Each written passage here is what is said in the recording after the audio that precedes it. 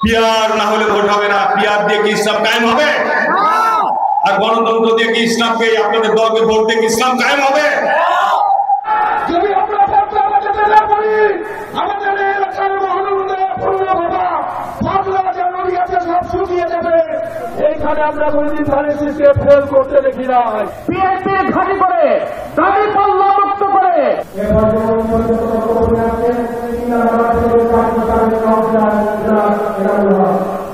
দুনিয়াবী স্বার্থের পিছনে দৌড়াচ্ছেন, আপনারা লোক লালসার পিছনে দৌড়াচ্ছেন।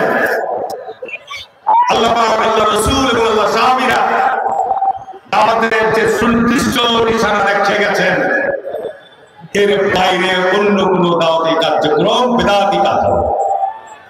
ইসলামের দাওয়াত আল্লাহ রাসূল এবং সাহাবীরা যে পথে দেখিয়েছেন, আল্লাহ রাসূল পরিষ্কার বলছেন হাদিসের মধ্যে যে আমার দেখানো পথের বাইরে তোমরা অন্য পথ সন্ধান করবে, যারা করবা তারা আমার উপর। এটা আমি একটা হাদিস থেকে বলছি। সুতরাং আজকে যখন হিন্দু সম্মেলনে যে গোলাম পারওয়ার জামাত ইসলামের সেক্রেটারি, আরে ভাই, মোনালিসা হেভি ফ্লো 15 পিস প্যাকেটের সাথে 8 পিসের একটি প্যাকেট একদম ফ্রি। এরা আবার নিজের নামের পূর্বে অধ্যাপক। আমাদের সাবেক এমপি লতিফুল ভাই অধ্যাপক, কোথাকার অধ্যাপক? ব্যাখ্যায় বক্তৃতা দিবেন, দিয়ে জানাবেন কোথাকার অধ্যাপক। আমি 91 সাল থেকে দেখি যে লতিফুর রহমান লেখা অধ্যাপক লতিফুর রহমান। কোথাকার অধ্যাপক? গোলাম পারওয়ার কোথাকার অধ্যাপক? গোলাম আজম কোথাকার অধ্যাপক? এটা একটা ডিগ্রি কলেজে, একটা ইন্টারমিডিয়েট কলেজে, বেসরকারি কলেজে সারা জীবন যদি চাকরি করে অবসরে যান, কোনদিন অধ্যাপক হতে পারবেন না।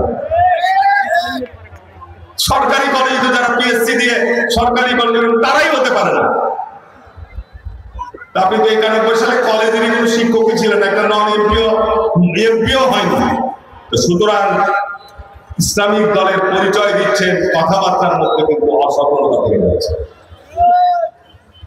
আজকে আমির হামজার কথা বললাম, উনি এক বক্তৃতায় বলছেন যে যদি আপনারা জামাত ইসলামকে একটা ভোট দেন তাহলে 18 কোটি নাকি মানুষের নেকি সব পাবে। কোন দলিল? এর দলিল কি? এর ভিত্তি কি? এগুলো পাগল ছাগলের বক্তব্য না। এর আগে যদি ভোট দেন তো পার্লামেন্ট পাগল ছাগলে বেড়ে যাবে। বন্ধুরা আমার, যে কারণে আমি বলবো যে যারা ইসলামী জামাত ইসলামের বক্তা আছে, আজকে তো জামাত ইসলামের নেতারা বক্তারা এই তাফসীর মাহফিলকে একেবারে রাজনৈতিক মঞ্চ, ঠিক না? বেঠিক বলছি?